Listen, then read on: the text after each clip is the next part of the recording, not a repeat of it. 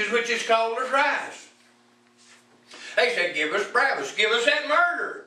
Give us Hussein with his background. You say, oh, Hussein, he's all right. He can't help his coming from his past. I understand that, but he ain't changed too much down the road. I'll get to that in a few minutes, but we see the party's about over. So give us the Barabbas. The last change they had in Acts chapter 7:51, they rejected the Holy Ghost. He said, you stiff-necked, uncircumcised hearts and ears, you always resist the Holy Ghost that your Father did, so do you.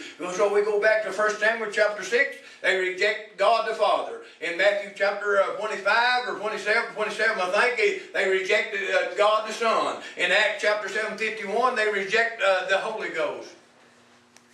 He said, all right, if that's what you want, that's what you'll get. And that's what is happening right now in the days we live in. He said in Romans chapter 11 verse 8, he said, I blinded their eyes.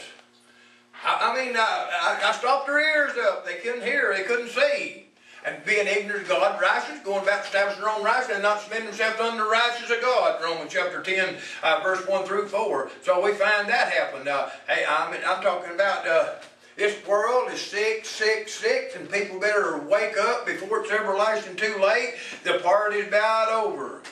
Or is the party just begun, or a party just about over? I wonder sometimes in the book of Daniel, they said, Minky, Minky, tinkle up Parsan, the kingdom is finished. It's over. I tell you, that's what he told them people back there in the old days. He said, you better get ready, be prepared to meet thy God.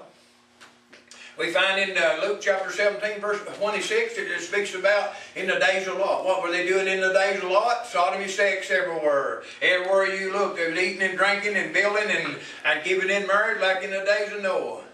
I want to look at Barak, Hussein's father, just a few minutes. We want to bring out some things about him. Hussein, no doubt, it said in some writings I've been looking up, he went to law school at Harvard.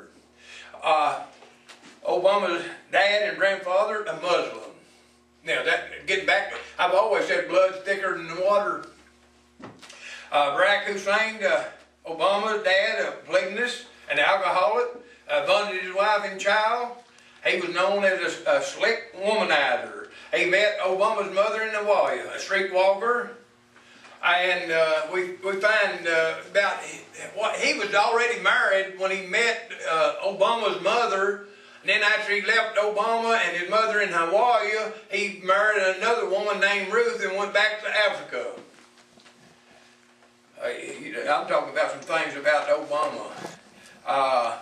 Had several children by this other woman, and he had a wreck in Niobrara, driving drunk, lost his two legs. They put two armed legs on him, and later he had another wreck driving drunk and lost his life.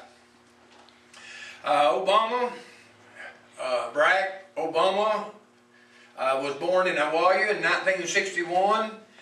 For 10 years he was raised by an atheist mother and two Muslim dads, a stepdad and his dad.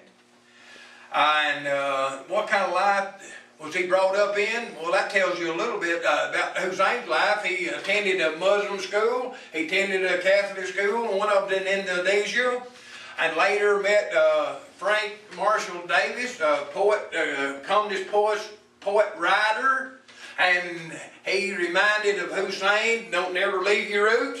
Don't get away from them. Don't ever forget where you come from. And he had a bearing on his life.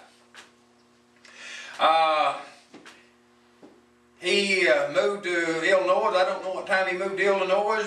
Attended college at Columbia and graduated in '83. Now, we get back to Columbia College after a while. That's where Kiddush was a professor there at Columbia. May still be. I think he is. That's a pro-Palestine advocator. And that's some of his friends. He also attended Harvard, received a law degree in '91. Ecclesiastes 7:1, it talks about a good name is better at one's death than it is one's birth. say you can't help where you come from, but you can change your character, you can change your morals, and you can be a good person, make whatever you want to in America if you want to. And I see he come through some rough times, bad times, no doubt. But I'm just saying, what we're seeing today, he had some friends that I wouldn't want to be associated with. Obama attended Jeremiah Wright Church for 20 years. A closet sodomite. That's the one that said GD America. That's the one that said all kinds of things about America and run America down. If you go on YouTube, you can find, and you want to pull up Larry Sinclair, a sodomite. He wasn't ashamed of it. You know, they declare their sins of Sodom and hide it not.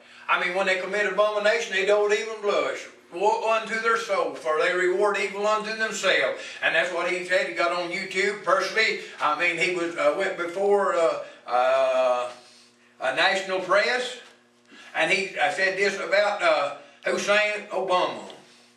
He said Hussein gave him some crack dope to have sodomy sex with him.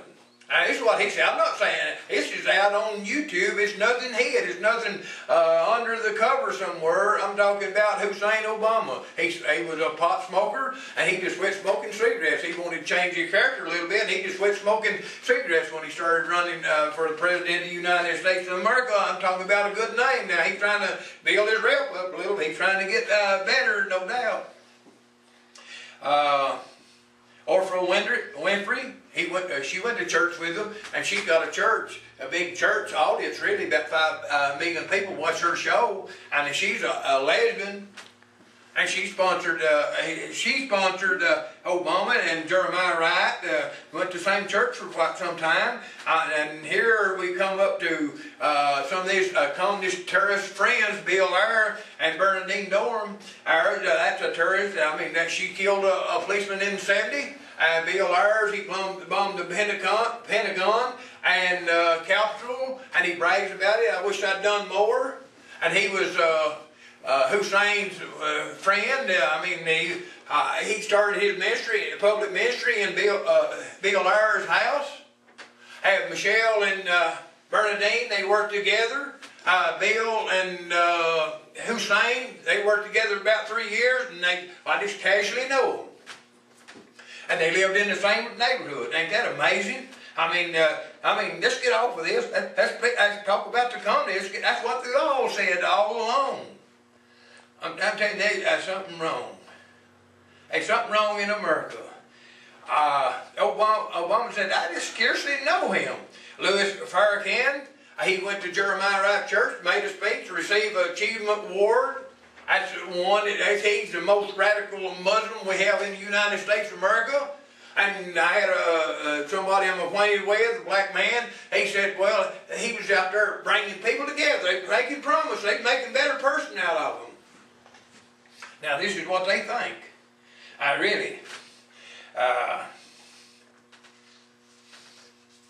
just saying, we got problems in America, and most people don't want to say anything about it. There was Kaddish.